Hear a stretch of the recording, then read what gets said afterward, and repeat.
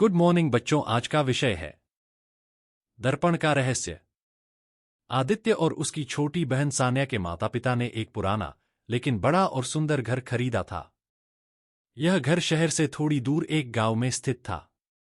उनके पिता का तबादला होने की वजह से उन्हें यहां आना पड़ा था। बच्चों को नया घर और उसका बड़ा बगीचा बहुत पसंद आया। घर के एक कमरे में एक पुराना दर्पण था। वह दर्पण बेहद खूबसूरत था, लेकिन उसमें कुछ रहस्यमयी भी था। एक दिन आदित्य ने ध्यान दिया कि जब वह दर्पण के सामने खड़ा होता था तो उसे अपने प्रतिबिंब के पीछे कुछ हलचल सी महसूस होती थी। उसने सान्या को भी यह बात बताई। सान्या ने भी दर्पण को ध्यान से देखा और उसे भी वही हलचल दिखाई दी। दोनों ने यह बात अपने माता पिता को बताने की सोची, लेकिन फिर सोचा कि वे उन्हें मजाक समझेंगे। इसलिए दोनों ने खुद ही इस रहस्य को सुलझाने का फैसला किया।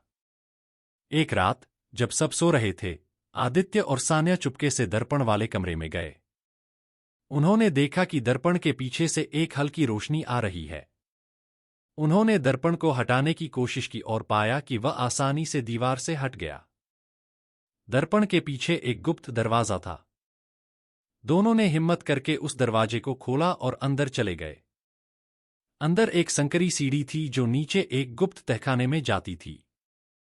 तहखाने में एक पुरानी मेज पर एक बड़ी किताब पड़ी थी। उस किताब का नाम था दर्पण का रहस्य। आदित्य ने किताब को खोला और पढ़ना शुरू किया। किताब में लिखा था कि यह दर्पण एक जादुई दर्पण है जो दूसरी दुनिया में जाने का रास्ता है। लेकिन उस दुनिया में जाने के लिए बहुत सावधानी बरतनी पड़ती है। दोनों ने हिम्मत करके दर्पण से होकर उस जादुई दुनिया में जाने का फैसला किया। जैसे ही उन्होंने दर्पण को छुआ, वे एक अलग ही दुनिया में पहुंच गए। वहां सब कुछ बहुत सुंदर और चमकदार था, लेकिन वहां की शांति में भी एक अजीब सी डरावनी खामोशी थी। उस दुनिया में उन्हें एक बूढ़ी औरत मिली जिसने बताया कि वह दुनिया एक दुष्ट आत्मा के कब्जे में है। वह आत्मा उस जादुई दर्पण के माध्यम से इस दुनिया में आई थी और अब वह इस दुनिया को भी बर्बाद करना चाहती है। आदित्य और सान्या ने ठान लिया कि वे उस दुष्ट आत्मा को हराएंगे और इस जादुई दुनिया को बचाएंगे। बूढ़ी औरत ने उन्हें कुछ जादुई हथियार दिए और बताया कि आत्मा को हराने के लिए उन्हें उसके गढ़ तक पहुंचना होगा। दोनों ने बहादुरी से आत्मा के गढ़ तक का सफर तय किया। रास्ते में उन्हें कई चुनौतियों का सामना करना पड़ा, लेकिन उन्होंने हार नहीं मानी। आखिरकार वे गढ़ तक पहुंचे और आत्मा से सामना किया।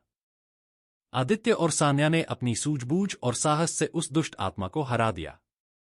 आत्मा के हारते ही जादुई दुनिया में फिर से शांति और खुशहाली लौट आई। विजयी होकर दोनों दर्पण के माध्यम से वापस अपने घर लौट आए। उन्होंने अपने माता पिता को सब कुछ बताया। उनके माता पिता को पहले तो यकीन नहीं हुआ, लेकिन जब उन्होंने दर्पण का रहस्य खुद देखा तो वे भी हैरान रह गए। उस दिन के बाद से आदित्य और सान्या ने सीखा कि साहस और सूझबूझ से किसी भी चुनौती का सामना किया जा सकता है। इस कहानी ने आदित्य और सान्या को जीवन भर के लिए एक महत्वपूर्ण सबक सिखाया और उन्हें एक अद्भुत साहसिक अनुभव दिया। आज की क्लास में बस इतना ही। मिलते हैं अगली वीडियो में।